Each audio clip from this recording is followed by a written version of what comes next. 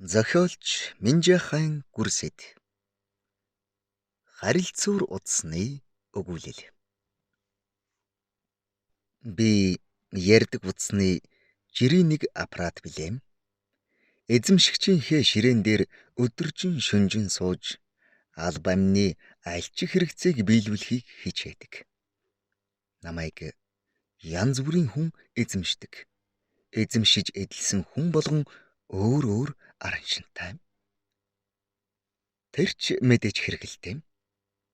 Нэгэн үе уяхан дуутай хэрнээ хатуухан үгтэй ширвхэн ааштай ч ажил хэрэг бүтээхтэй авхаалжтай бүсгүй эзэмшдэг байв. Нэрийг цэцгээ гэдгсэн. Би тэр үед эцэж ядартлан эргүүлүүлж хоолоо сөөж утсаа улайстал нь зүтгэдэг байлаа. Цэцгээд байдаг нэг муу зан гэвэл нөхөртөөгөө ярихдаа "Муу гуйлагч минь чи хэдий тарах вэ?" гэх буюу "Сайхан мэдээрээ хогчин шүү" гэж ямар нэгэн битүү утгатай үг сануулдаг байсан юм. Түүний дараагаар ирсэн эзэмшигчийг маань халдсан гэдэг. Цэцгээгийн ширээ бид хоёрыг эзэмдэн сууснаас хойш хагас жил гаруй болж байна. Халдсангийн нэг сайн тал нь гэвэл намайг баг зарддаг юм. Харин хаа нэгтээс дуудахтал авалгүй удаан хонхдуулж ядраадаг хүн. Хэрвээ алба амны ямар нэг ажил хөөцөлдөж эхэлбэл миний муу хүрдийг халж улайстал эргүүлэндээ. Өнөөдрийн яриагаар л жишээ авъя. Миний хүрдийг ойр холын зайд 5 удаа эргүүлсэний дараа нөгөө үзүүрт баргил бүдүүн дуугарлаа. Тэр хоёрын ярьсныг нэмж хасалгүй сэрүүлэхэд. "Хэмбэ? Мулцэг байна. Сайн уу хөө? Хуучны муу танил халзан ч нь байна. Таньж байна уу? Танихаар барах уу да. Тийм юм бол маш сайн хэрэгтэй. Би сайн уу? Чи хуучндаа хэмээрээ юу? Хоёр майжгыгаараа хорвоог тамгалж байгаа болохоор сайн л гэх үү дээ. Ажил хуучин, хуучнараач гэж дээ. Найз нь яамандаа ирсэн. Энд мэрэгжилтэн гээд цагийн бүртгэл цалингийн цэс 2 дээр нэрээ бичүүлж хэд л гэлдэрч явна да. Өө, чиж бүр дэвшээд өгчээ. Хуучнаас ажил нь ямар юмтэй? Хийгээд байвалч юм хаамундах вэ? Хийхгүй байлаа гэхэд сүйд майд болох нь гайгүй юм. За тэр чи яах вэ? Найз минь, чи надад нэг чухал тус хүргэн дээ. Юу вэ? Би чадах юм уу? Чадхаар барах уу да. Гарын чин дор байдаг зүйл. Чи найздаа нэг хөнгөн тэрэгний тусламж үзүүлнэ хөө. Хизээ? Өнөөдөр? За, яах нь вэ? Авгаан дүү ховдоос онгоцоор ирнэ. Түүнийг тосч авах хэрэг гараад. Автобус бэлэн явж байхад та. Найз минь, чи яасан зовлон мэддгүй хүн бэ? Насаараа автовазын дарга хийсэн хүнч аргагүй дээ.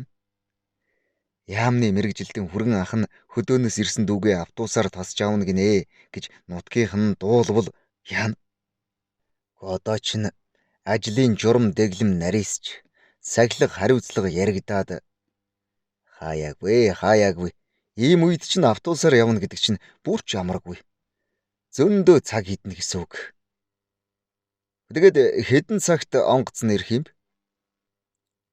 2:45 гэсэ. Найз нь яг 2 цагт л эндээс гараад хусчихмаар байна. За яах вэ? Чи цагийн төхүүлж угаад нэг уцтаарай.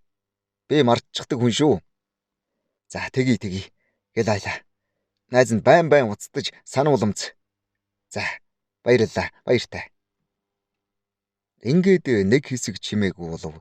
Тэр хооронд нь ханагтгээс 3 удаа дуудлага ирж намайг баахан хангинууллаа.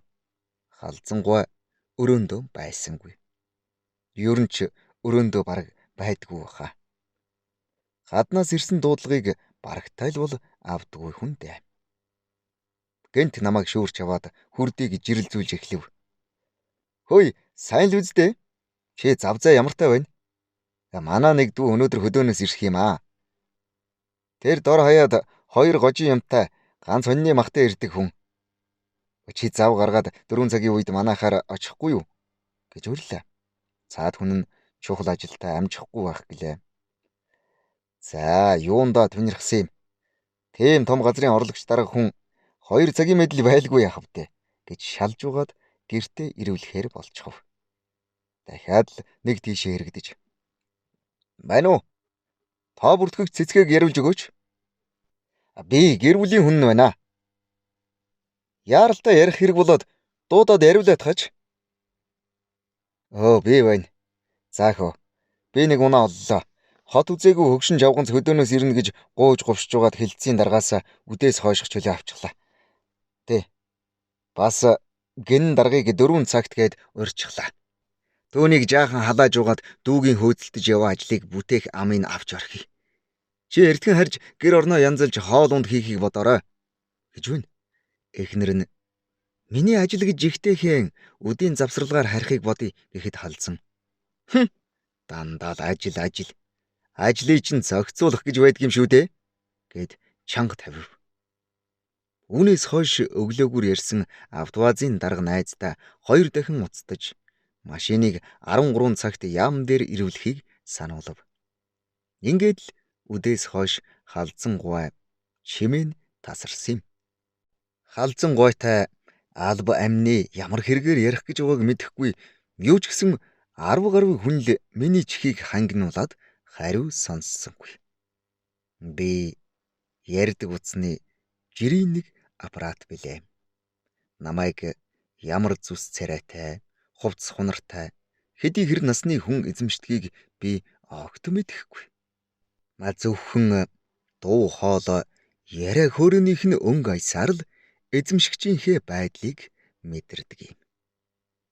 Тэр бүхнийг ярил мөнч их юм гарна да. Цаг хэмнэх, нууц хадгалах 2 чухал зарчмыг баримтлан яриагаа цэглэх. Харин надаар дамжсан яриа бүхэн ажил хэрэгт ямар нэгэн байдлаар илэрдэг юм шүү гэдгийг уншигч та юуэс андах вэ?